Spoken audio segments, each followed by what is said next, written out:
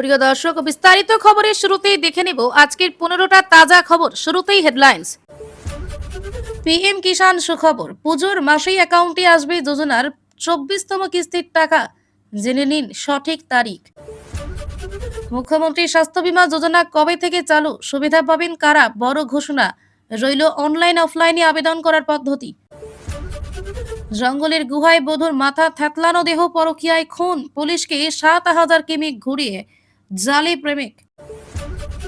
বিজেপির natural ally থেকে নিও কমিউনিজমে জননী, সিংহ নন্দীগ্রাম পর্বে বামবৃত্তে মমতার প্রবেশের কথা। মহুয়াকে রাতে সার্কিট হাউস ছাড়া নির্দেশ, বাইরে বিজেপির বিক্ষোভ, কোর্টে যাবার বার্তা সংসদের স্পিকারকে চিঠি। বিনামূল্যে অনলাইন কোচিং আগামী 1 বছরে 1 কোটি যুবাদের এআই স্কিল ট্রেনিং, লালকেল্লা থেকে বিরাট ঘোষণা মোদীর। ঋতু শিবিরের নেতাদের পাশে কুণাল, নব্য তৃণমূলের দলীয় কার্যালয়ে মমতার বিশ্বস্ত সঙ্গী। তারপর কি হলো? টুলুকাণ্ডে গ্রেফতার জেলা ভূমি দফতরের কর্মী, তল্লাশি পাথর সম্রাটের শ্যালক অনুব্রতের প্রাক্তন দেহরক্ষীর বাড়িতেও। শ্যামাপ্রসাদকে সরিয়ে আবার ফিরল নেতাজি, রামপুরহাটের রাস্তার নাম বদল, বিতর্কে পিছু হটলেন বিধায়ক। ক্ষমার অযোগ্য অপরাধ, তবে উনি বর্ষিয়ান মানুষ। সুভাষকে নিয়ে কুকথায় দুঃখ প্রকাশ করায় অনন্তকে নিয়ে সুর নরম শুভেন্দুর। ভারতীয় সিম কার্ড বাংলাদেশ হয়ে পাকিস্তানি পাচার, স্বাধীনতা দিবসেই পাচার সন্দেহে বাংলা থেকে গ্রেফতার 3। ভবিষ্যতের ভারত গড়ার লক্ষ্যে কি বার্তা প্রধানমন্ত্রীর?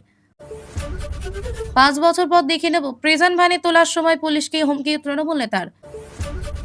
16 আগস্ট শেষ নয়, গ্রাহকদের কথা ভেবে বাড়ানো হলো এলপিজি সিলিন্ডারে ইকুয়াইসি ডেডলাইন। 7.7 মাত্রার ভূমিকম্প ইন্দোনেশিয়ায়, ধুলোয় মিশে গেল সব, ফুঁসে উঠল সমুদ্র।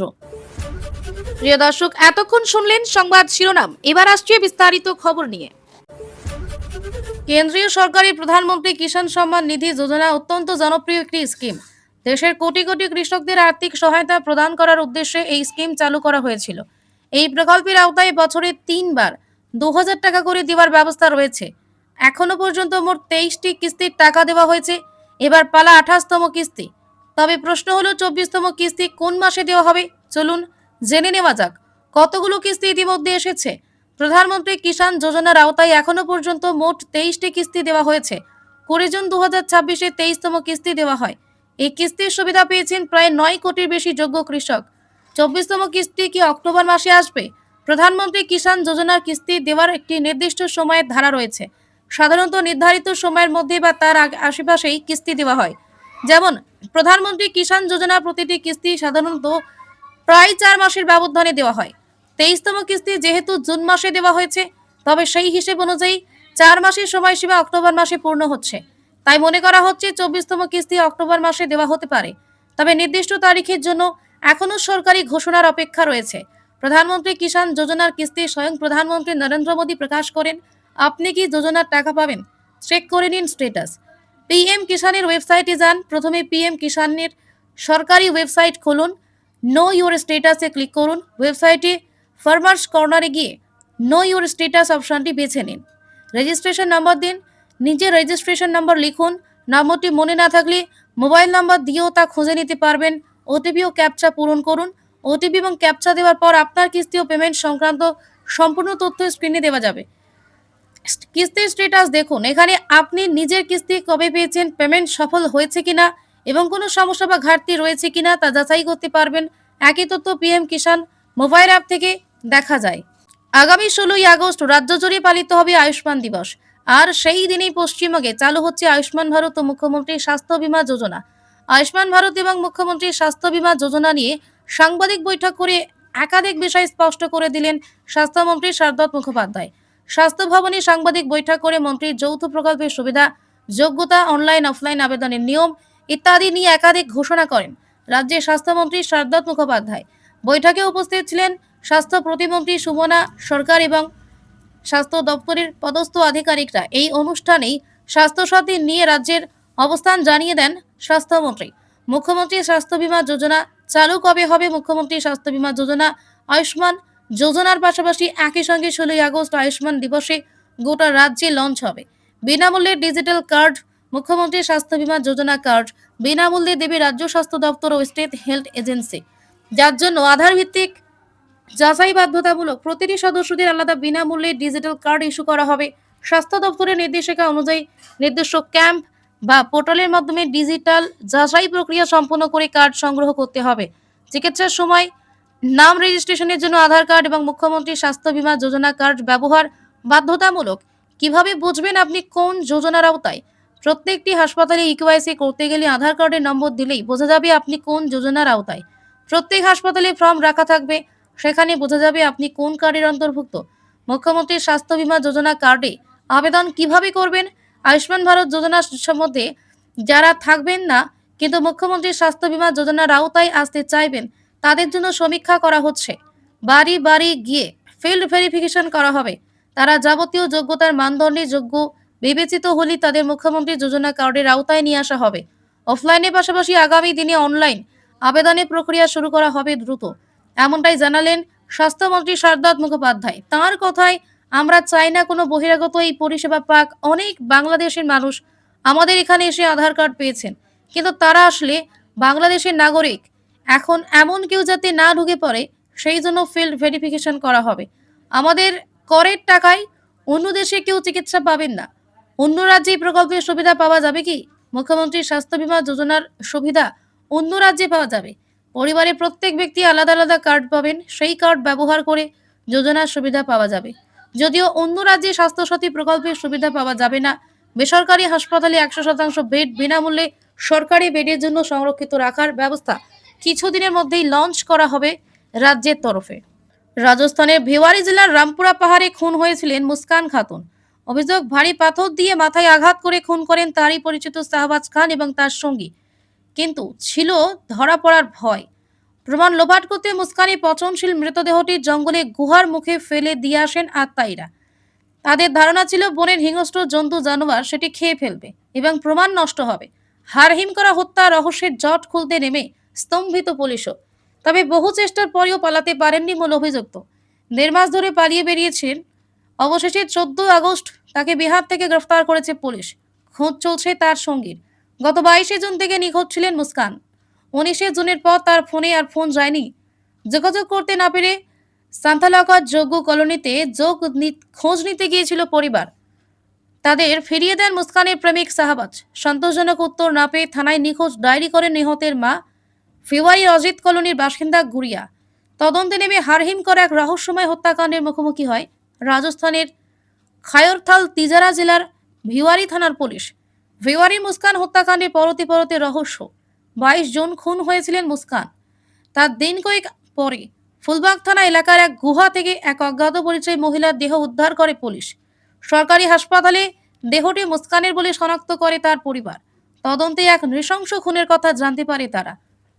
পুলিশ জানিয়েছে, 22 জুন রামপুরা পাহাড়ে নিয়ে গিয়ে পাথর দিয়ে মাথা থেতলে খুন করা হয় মুস্কানকে।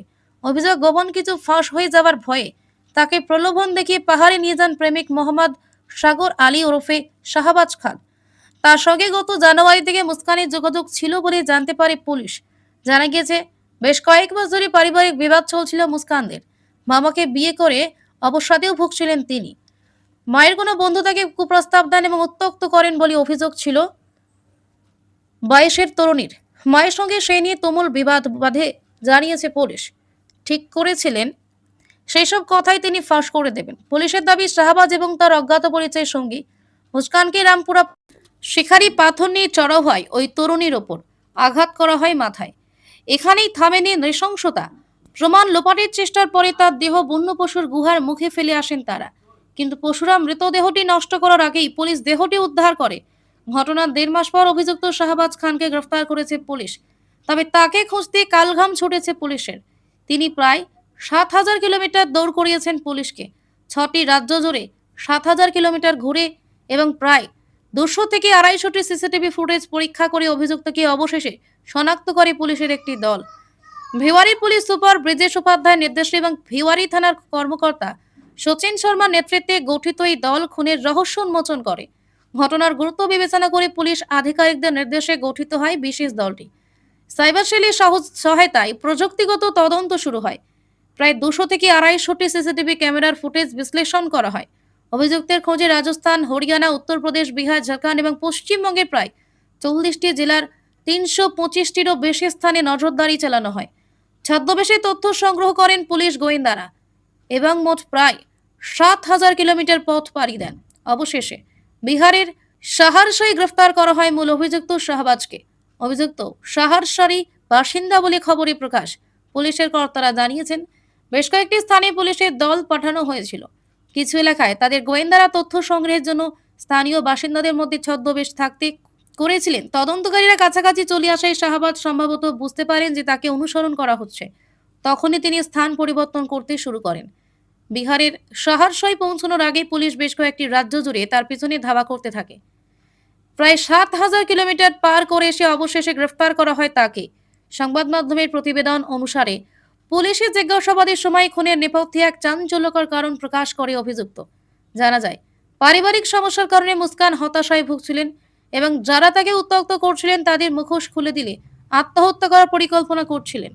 যখন অভিযুক্ত তার বন্ধু এই কথা জানতে পারেন, তখন তারা মুখোশ খুলে যাওয়ার ভয়ে তাকে খুনের ষড়যন্ত্র করেন। অভিযুক্তরা কারোর সঙ্গে দেখা করার অজুহাতে তাকে রামপুরা পাহাড়ে নিয়ে যান। একটি ভারী পাথর দিয়ে তার মাথায় আঘাত করে তাকে হত্যা করেন। প্রমাণ লোপাট করার জন্য তারা দেহটি গুহার সামনে ফেলে দেন বলে জানা গিয়েছে পুলিশের রিপোর্টে। শাহবাজ গ্রেফতার হলেও কয়েকটি প্রশ্ন থাকছে। মুস্কানকে উত্ত্যক্ত করতেন কে বা কারা? কেনই বা তিনি মূল অভিযুক্ত শাহবাজের সঙ্গে যোগাযোগ রেখেছিলেন? মূল অভিযুক্তের অপর সঙ্গীর পরিচয় কি? মুস্কানের মায়ের সঙ্গী বা বিবাদের নেপথ্যের আসল কি? তার নিজের স্বামীর সঙ্গে কোনো অশান্তি ছিল কিনা? এমনই বহু প্রশ্নের মুখোমুখি এখন পুলিশও। আদালত অভিযুক্তকে পুলিশি হেফাজতে নিয়েছে। হেফাজতে নিয়ে জিজ্ঞাসাবাদ করে হত্যাকাণ্ডের পুঙ্খানুপুঙ্খ তদন্ত চালাচ্ছে পুলিশ। 2007-এর প্রথমার্ধ মঞ্চে বাজছে বামেদের কৃষক আন্দোলনের গান, হেই সাবালো ধান হো ইত্যাদি। মাঝে মাঝে ঘোষক জানাচ্ছেন তৃণমূল নেত্রী মমতা বন্দ্যোপাধ্যায় এবং শিল্প সংস্কৃতি জগতের নানান ব্যক্তিত্ব এসে পড়বেন কিছুক্ষণের মধ্যেই। টাটার ন্যানো গাড়ির কারখানার জন্য জমি অধিগ্রহণের বিরুদ্ধে কৃষি জমি রক্ষা কমিটির জামায়াত সিঙ্গুরি এক গ্রামের ভেতরে তৃণমূলের অনুষ্ঠান মানেই চলত জাতীয়তাবাদী গান, মূলত স্বাধীনতা সংগ্রামের সঙ্গীত। এই মঞ্চ খাতাই কলমে তৃণমূলের নয়, কিন্তু তারাই মূল সংগঠক। মাইকে তবু সলিল চৌধুরী, হেমাঙ্গ বিশ্বাস, ক্যালকাটা ইউথ কেয়ার। যখন মমতা এলেন ডায়ে ডায়ে মহাশ্বেতা দেবী, বিভাস চক্রবর্তী, সাঁওতালি মিত্র, কবির সুমন, প্রতুল মুখোপাধ্যায়, ব্রাত্য বসুর মতো পরিচিত বামুন মস্কো সাংস্কৃতিক ব্যক্তিত্ব, সঙ্গে এসইউসি এবং সিপিআইএমএল লিবারেশনের স্থানীয় নেতৃত্ব, প্রাক্তন নকশাল নেতা পূর্ণেন্দু বসু, দোলা সেন, প্রদীপ বন্দ্যোপাধ্যায় প্রমুখ। মমতার মুখে সুকান্ত ভট্টাচার্যের কবিতা, বলতে পারো বড় মানুষ মোটর কেন চড়বে, সেই মোটরের তলায় কেন গরিব চাপা পড়বে। বললেন তিনি প্রকৃত বামেদের শ্রদ্ধা করেন। আগেকার বাম নেতারা অনেক ত্যাগ স্বীকার করেছেন। একটা বিড়ি 3 বার নিভিয়ে জ্বালিয়ে খেতেন। বর্তমান সিপিএম শুধু ভোগ আর অত্যাচার করে, কিং সাইজ সিগারেট খায়। মমতার মুখে বাম বন্দনা শুনতে অদ্ভুত লাগলেও আশ্চর্য অবশ্য করেনি। চিরকাল করেছেন এজেন্ডার রাজনীতি। যখন বুঝলেন জাতীয় স্তরে বিজেপির উত্থান রুখতে কংগ্রেস বাংলায় বামেদের বিশেষ উত্ত্যক্ত করবে না, তখন কংগ্রেস ভেঙে নিজের দল গড়লেন। সরাসরি বলেছিলেন বিজেপি তার ন্যাচারাল আলেম, কারণ বিজেপির বাম বিরোধিতায় কোনো খাদ নেই। কে বেশি খাঁটি, এই তর্ক লড়াইতে বামেরা লোকজনকে বাদ দিতে যতটা উৎসাহী থেকেছেন, সেই উৎসাহ কমই দেখিয়েছেন দল ভারী কমায়। কাউকে বিচ্যুতির অভিযোগে পার্টি বহিষ্কার করেছে, কেউ পাল্টা অভিযোগে পার্টির সঙ্গ ছেড়েছেন। শুধু পার্টি নয়, এ কথা প্রযোজ্য বিভিন্ন শিল্পী সাংস্কৃতিক গোষ্ঠী সম্পর্কীয়। শুধু আদর্শগত অবস্থান নয়, সৃষ্ট শিল্পের মান নিয়ে যথেষ্ট খুঁতখুঁতে ছিলেন এরা। সহজে এদের বৃত্তে ঢোকা যেত না। তুমি ভাই, বুর্জোয়া বা পপুলিস্টের সব সময় নানা জনকেই শুনতে হয়েছে, কিন্তু এত এত বাম রাজনৈতিক কর্মী ও সাংস্কৃতিক ব্যক্তিত্বের মাঝে প্রায় অবাধ প্রবেশ পেলেন মমতা, যিনি আদ্যন্ত জনপ্রিয়বাদী, নাটকী এবং সাংস্কৃতিক জগতের থেকে বিনোদন জগতের বেশি কাছাকাছি। কেন? এক্ষেত্রে ঐতিহাসিক প্রেক্ষিত তাৎক্ষণিক লাভ লোকসানের অঙ্ক 2 আছে। নকশালপন্থীরা আগেই সিপিএমকে প্রকৃত বাম মনে করতেন না। এ সময় মহাশ্বেতা দেবী, বিভাস চক্রবর্তী, শাওলি মিত্র, কবির সুমন, অপর্ণা সেন, প্রতুল মুখোপাধ্যায়দের মতো বাম ঘরানার সাংস্কৃতিক ব্যক্তিত্বরা বললেন সিপিএম আর বাম নেই, একদা জমি যার লাঙল তার। বলা দল আজ বেসরকারি শিল্পের জন্য জোর করে চাষের জমি কেড়ে নিচ্ছে, গুলি চালাচ্ছে। ঐতিহ্যগতভাবে বাম রাজনীতির মূল ভিত্তি ছিল রাষ্ট্রায়ত্ত শিল্প, রাষ্ট্রের মাধ্যমে সম্পদের পুনর্বন্টন, শ্রমিক কৃষকদের স্বার্থ রক্ষা এবং সামাজিক বৈষম্য হ্রাস। কিন্তু 1976-এ মাওয়ের মৃত্যুর পর থেকেই চীনে ক্রমশ জনপ্রিয় হয় দে জিয়াওপিং এর বিখ্যাত উক্তি, বিড়ালটা কালো না সাদা তাতে কিছু যায় আসে না, যতক্ষণ সে ইঁদুর ধরতে পারে। অর্থাৎ দরকার হলো পুঁজির বিনিয়োগ, সেটা বুর্জুয়া পুঁজি না সমাজতান্ত্রিক পুঁজি সেটা পরের কথা। 9 দশকের গোড়াতেই ভেঙে পড়ল সোভিয়েত ইউনিয়ন। ভারত সরকারও নতুন অর্থনৈতিক নীতি নিল, উদারীকরণ, বেসরকারীকরণ ও বিশ্বায়ন। রাজ্যে জ্যোতি বসু সরকারের নয়া অর্থনৈতিক নীতিতেও বিদেশি বিনিয়োগ ও বেসরকারি পুঁজিকে স্বাগত জানানো হয়। বুদ্ধদেব ভট্টাচার্য শিল্পায়নের প্রক্রিয়ায় যে গতি আনতে চান তার পেছনে চীন ও রাশিয়ার পথ পরিবর্তন বা জাতীয় ক্ষেত্রে নরসিংহ রাও, মনমোহন সিংদের উদার অর্থনৈতিক প্রভাব নিশ্চয়ই ছিল। কিন্তু আরো বড় কারণ সম্ভবত ছিল বাংলার নিজস্ব বাস্তবতা। কৃষিতে বৃদ্ধির ক্ষেত্রে স্থবিরতা আসে, পুরনো শিল্প ক্রমশ রুগন হতে থাকে, কাজের খোঁজে শহর, মফস্বল, গ্রাম সর্বত্র এই রাজ্যের বাইরে চলে যাবার প্রবণতা বাড়তে থাকে। এই প্রেক্ষিতে সিংহ নন্দীগ্রামে সিপিএম বলল বেসরকারি শিল্পের জন্য চাষিকে জমি ছেড়ে দিতে হবে। মমতার সঙ্গে বামেদের একাংশের যোগাযোগ আগেই ছিল, যেমন কবি সুভাষ মুখোপাধ্যায়, আদ্যান্ত বাম, শেষ জীবনে মমতা ঘনিষ্ঠ। 90-এর দশকে কানুরিয়া জুট মিলের শ্রমিক আন্দোলন, ভিক্টোরিয়া জুট মিলের কর্মী ভিখারি পাসওয়ানের নিখোঁজ হয়ে যাওয়া, এইসব ইস্যু নিয়ে মমতা আন্দোলনে নামায়। একাংশের নকশালপন্থী মানবাধিকার কর্মীর সঙ্গে তার একটা যোগসূত্র তৈরি হয়। 1998 থেকে 2006 এর সময় বিজেপি ঘনিষ্ঠতা এই সম্পর্কগুলো ক্ষীণ করে দিয়েছিল। তিনি বিজেপির সঙ্গ ত্যাগ করে জমি আন্দোলনে ঝাঁপিয়ে পড়তেই জেগে উঠল পুরনো যোগাযোগ। এই পর্যায়ে প্রথমে আমি আসল বামেদের শ্রদ্ধা করে দিয়ে শুরু করে জল জঙ্গল জমি স্লোগান গ্রহণ করে আমি সিপিএম এর থেকে বেশি বাম বলে দাবি করা দ্রুত পাল্টেছে মমতার রাজনীতি। 2008 সালে তৃণমূলের 21 জুলাইয়ের মঞ্চে উঠে পড়েন কবির সুমন, ব্রাত্য বসু। প্রথম জনের পরের বছর যাদবপুর থেকে তৃণমূলের সাংসদ হন। দ্বিতীয় জন 2011 থেকে মন্ত্রী পূর্ণেন্দু দোলা, প্রদীপরা সরাসরি তৃণমূলে যুক্ত হয়ে যান, কেউ মন্ত্রী, কেউ সাংসদ, কেউ শ্রমিক সংগঠনের দায়িত্বে। সিংহ নন্দীগ্রাম পর্বে সিপিএম এর বিরোধিতা করা অনেকেই সচেতনভাবে তৃণমূলের জগতে ঢোকেননি, যেমন অভিনেতা কৌশিক সেন বা পরিচালক সুমন মুখোপাধ্যায়, কবি তরুণ সান্যাল, শিক্ষাবিদ সুনন্দ সান্যালেরা। কিন্তু শাওলি, শুভ প্রসন্ন, জয়, যোগেন, প্রতুলদের পাশাপাশি ততদিনে সরকার ঘনিষ্ঠ হয়ে উঠেছেন পরিবর্তনের আগে কট্টর সিপিএম ইন্দ্রনীল সেন, সুবোধ সরকার, অরিন্দম শীলেরা। ব্রাত্য আগেই মমতাকে নয়া বাম তকমা দিয়ে বলে দিয়েছিলেন। সুবোধ এক ধাপ এগিয়ে মমতাকে নিয়ে কমিউনিজমের জননী আখ্যা দেন। সিপিএম থেকে বহিষ্কৃত যে ঋতব্রত বন্দ্যোপাধ্যায় আজ মমতার দল কেড়ে নেওয়ার মুখ কাণ্ডারি, তৃণমূলে যোগ দেওয়ার পর রাশিয়ার লেলিনকে না দেখার আক্ষেপ তার মিটে গিয়েছে মমতাকে দেখতে পেয়ে। ক্রমে সাংস্কৃতিক জগতে জাঁকিয়ে বসে তৃণমূলী আধিপত্যবাদ অধিকাংশেই মুখে বাম বলি, সাম্রাজ্যবাদ, হেট্রেমনি, প্রতিষ্ঠান বিরোধিতা, সাব অল্টার্ন এসব শোনা যেত অহরহ। সিপিএম থেকে যে নেতা কর্মীরা বিজেপিতে যান তারা বাম মতাদর্শকেই প্রত্যাখ্যান করে যান। উদাহরণ খগেন মুর্মু, শঙ্কর ঘোষ। কিন্তু সিপিএম থেকে যারা তৃণমূলে যান তারা সিপিএমকে মেকি বাম আখ্যা দিয়ে তৃণমূলকে সহি বাম বলেন, যথা রেজ্জাক মোল্লা, তাপস চট্টোপাধ্যায় বা প্রতীকুর রহমান।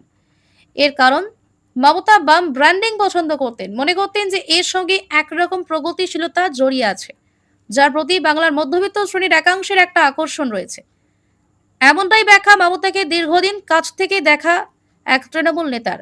রাজনৈতিক বিশ্লেষক শুভময় মৈন মনে করেন এই রসায়নের ক্ষেত্রে বিদ্বেষের একটা বড় ভূমিকা আছে। বাম শিবিরে একাংশ অনেক সময় আরেকাংশকে দক্ষিণপন্থীদের থেকেও ক্ষতিকর মনে করেন।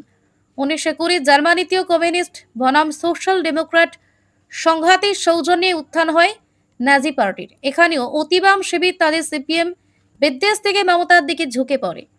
কেন এই বিদ্বেষ? শুভময় মনে করেন নকশাল আমলে পার্টি ভাগাভাগি সংক্রান্ত অতীত তিক্ততা তো ছিলই। 1990-এর দশক থেকে সিপিএম এ মধ্যমেধার জয় জয়কার শুরু হয়। শিক্ষাক্ষেত্রে বিপুল প্রভাব বিস্তারের মধ্য দিয়ে এই পরিবর্তনটি আসে। বিরোধীদের কথায় যা অনিলায়ন নামে পরিচিত ফলে বাম ঘরানার প্রতিভাবান বুদ্ধিজীবীদের একাংশ সিপিএম এর থেকে ক্রমশ দূরে সরতে শুরু করে। মূলত এই অংশটি সিংহ নন্দীগ্রাম পর্যায়ে মমতার কাছাকাছি চলে আসেন।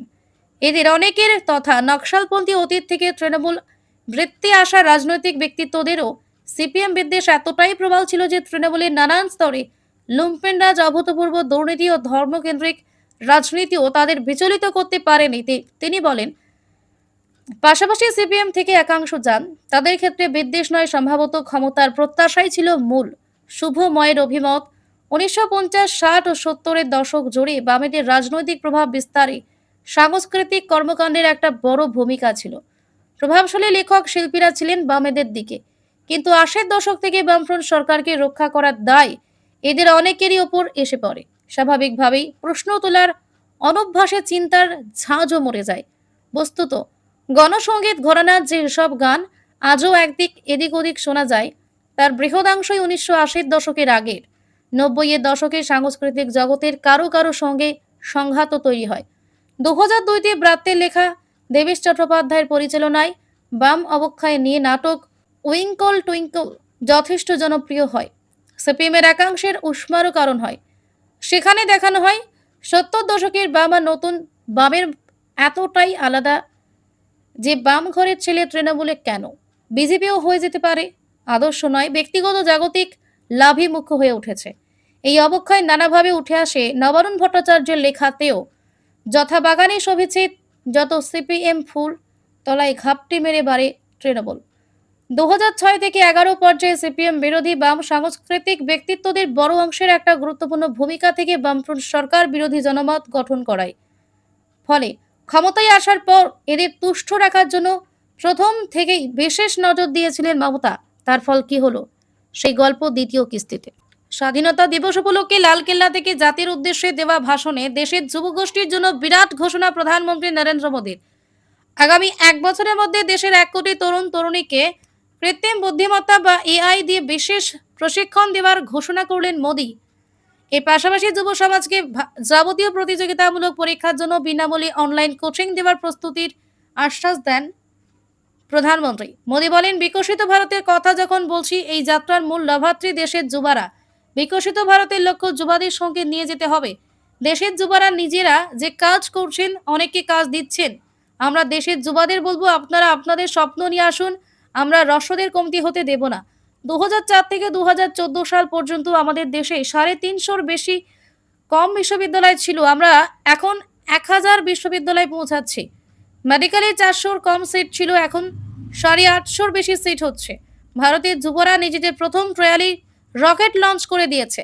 আগামী 1 বছরে 1 কোটি যুবাদের এআই স্কিল ট্রেনিং দেওয়া হবে।